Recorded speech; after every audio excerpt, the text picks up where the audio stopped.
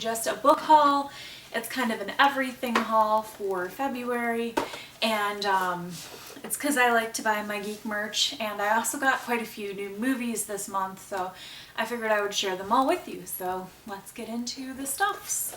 The only Funko Pop that I have bought this month, I actually got half off at my comic store because they're having a half off sale and they have a crap ton of stuff.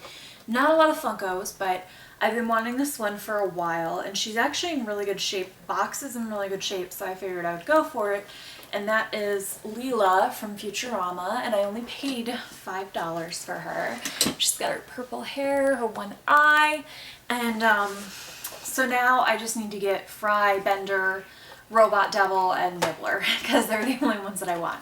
And I kind of want the Robot Devil exclusive where he has the fiddle, because that would be amazing. But that's hard to get because it was a San Diego Comic-Con exclusive. But that is my one Funko Pop for the month. I have a couple coming next month. DC Bombshells, Wonder Woman, and I believe Batgirl was the other one that I ordered. So I have an addiction. I can't help it.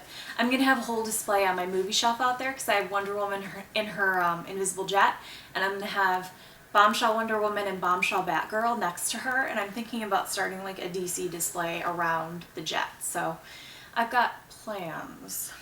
Expensive plans, but plans. The next thing I'm going to show you is my movies. We're going to save the books for last. I've got like 6 books, and I've got about 4 movies here.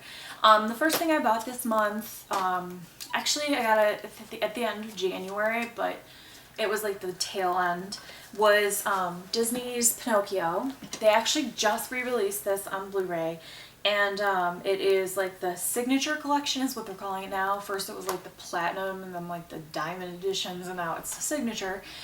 I just didn't own Pinocchio, so I figured I would get it. It's not necessarily my favorite Disney movie, but as I've been older, I have gained a greater appreciation for the artwork in some of the older Disney movies. And I also have a niece who is 6.5, and I like having a big Disney collection for her to watch when she comes over. So Pinocchio was added to that, and she actually did watch it the other day and actually really liked it. So the next one that I bought this month, I had pre-ordered for like the last 3 months. It was kind of a thing that I got more from my brother than for me, but I also enjoyed it. That would be Justice League Dark, which is the newest DC animated movie, and it is based on the New 52 Justice League Dark storylines, and it's actually rated R for some disturbing violence. Since Killing Joke was rated R, they've actually started doing that now with their animateds, which is kind of cool. I just don't know how this gets R for some disturbing violence, and Assault on Arkham gets PG-13 when there's actually nudity and a sex scene. I don't get it. But this is basically, it's got John Constantine, Batman, Deadman, Zatanna, Swamp Thing, and the demon Etrigan. And there's kind of an Arthurian bent to it with the villain, and there's a lot of special features on the Blu-ray that I still have to watch. But Matt Ryan is Constantine, and he was Constantine in the short-lived live-action TV show, and he's guest starred in a couple other episodes of Green Arrow. So this was actually really good, though. This is one of the best DC Animated Universe movies that has come out in a long time. They've been really, really bad lately. Like, the next thing I got, I was having a discussion with some of the kids I work with, and I'm going to be 27 in April. They're like 18, 19, and out of, I think, 6 people that I had this discussion with, maybe 2 of them had even heard of Woodstock, which makes me cringe inside. But I actually am really into like folk rock and 60s music and stuff, so it makes sense that I would know what it is, but I get that they don't because different life experience. But I got the Blu-ray Woodstock 3 Days of Peace and Music, and it is the 40th anniversary edition. It's the director's cut, and it came with like some reproductions of articles and things about Woodstock, tickets. Like, it's kind of neat. But I mostly got it because it's a 3-disc Blu-ray set, and there's a lot of special features and things and documentaries about it. And I grew up with, my dad had the VHS and he had the cassette soundtracks, because my dad actually was about 8 when Woodstock happened, so he was a teenager in the 70s, and I mean, that was, the music was still relevant at that time, so my dad is really the one responsible for my classic rock addiction. My mom is more responsible for my bad addiction to 80s metal bands. The last Blu-ray that I got this month, it is a Walmart exclusive, and I could have gotten these ones all separately, but I wanted to get them together because it was cheaper. I only paid 18 bucks at Walmart, the one next to my house, and it includes all 3 movies in the trilogy, and that would be the Mummy franchise with Brendan Fraser.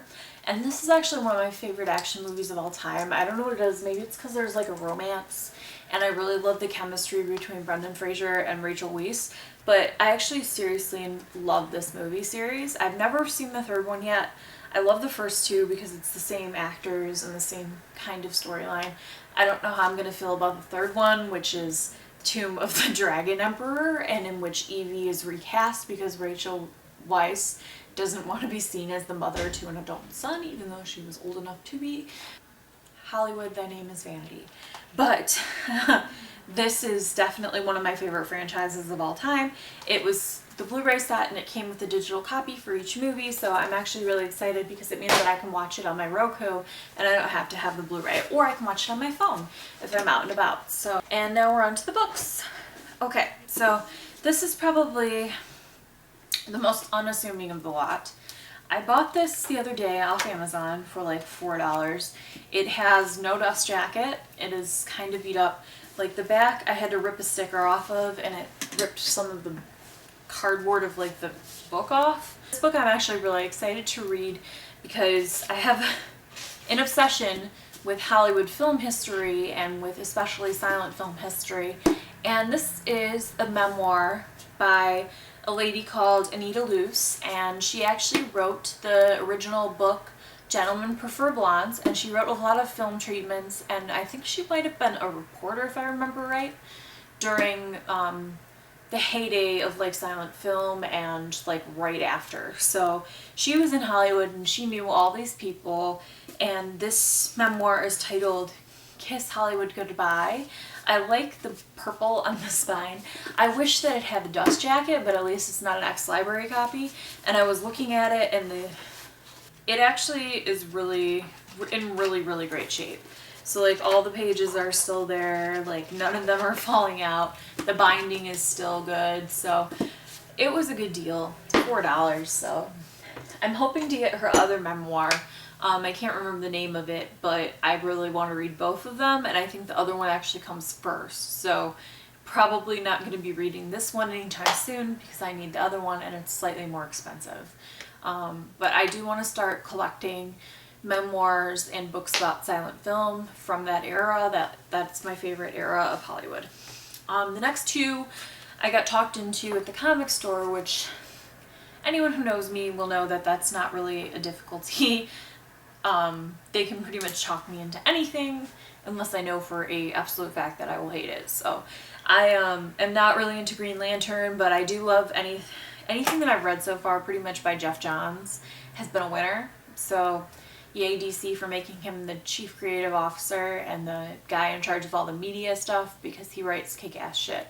And it's very visual, like it's very almost movie-like, so I get why he's writing like TV episodes and stuff for the CW superhero stuff for DC, because he's definitely the guy to do it. But I actually got the first 2 books in his run of Green Lantern, which rebooted kind of the series before the New 52, and the first one is called Green Lantern Rebirth, and it is about the return of Hal Jordan from the dead. And this is the second volume in the series. It's called No Fear, and this is basically about him returning to his life as an Air Force pilot and coming back and like the difficulties of becoming himself again. So I'm excited to read them. I've got people who love Green Lantern. I have a friend on Goodreads, Anne, who is obsessed with him and recommends it all the time, but I just didn't know where to start, and the girl at the comic store, my friend Laura, actually really helped with that. So thank you, Laura. You're wonderful. She works at a library too. I got the entire Royals trilogy by Aaron Watt off of Amazon, And the first one is called Paper Princess, and I've already read it and I really loved it. The second one is called Broken Prince. I was slightly less impressed, but it was also good. And then the third one is called Twisted Palace, and it is the last one in the trilogy. They're supposedly writing a book about the younger brother, which I would love to read, and I've got it marked as TBR on my Goodreads. But the third one I might be reading for Time Hop-a-thon this week, so we'll see what happens. But I actually really enjoyed these books. I felt like I wanted them in my collection. That doesn't happen a lot anymore. I am a lot pickier about what I buy. I had a couple book outlet binges, but I've been really good about that. I'm trying to take advantage of the fact that the library is free and I don't have to pay for the stuff that I get at the library. Oh, and I have one more book.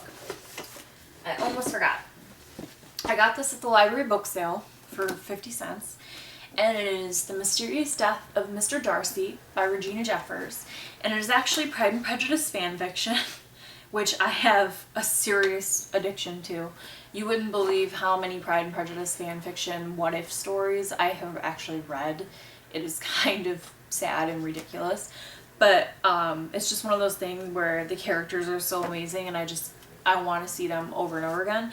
But Regina Jeffers is actually kind of known for her Pride and Prejudice fan fiction, and this is her newest one. I missed a chance to get it on sale on Amazon for like $5, so I actually was really happy to see this. So, Mysterious Death of Mr. Darcy looks nice and gothic. We shall see. A relative of his, a beloved cousin, suddenly dies, and him and Elizabeth go to Dorset to pay their respects, but they find out that some of his treasures have gone missing and that his body disappears. So apparently there's like haunting legends and stuff that they have to look into. Basically they become a detective team. There's actually a series of mysteries. Pride and Prejudice mystery, well, Jane Austen mysteries. And then there's also a series where these guys, Darcy and Elizabeth, are basically the Nick and Nora from The Thin Man. And they go throughout the Jane Austen universe solving mysteries. And there's a book for each book by Jane Austen in the series. A mystery in each world.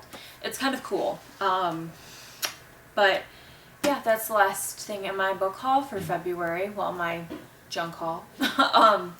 If you have anything to tell me in the comments about any of these books, just let me know. I'm curious about all of them. I've never read half of them, so we'll see.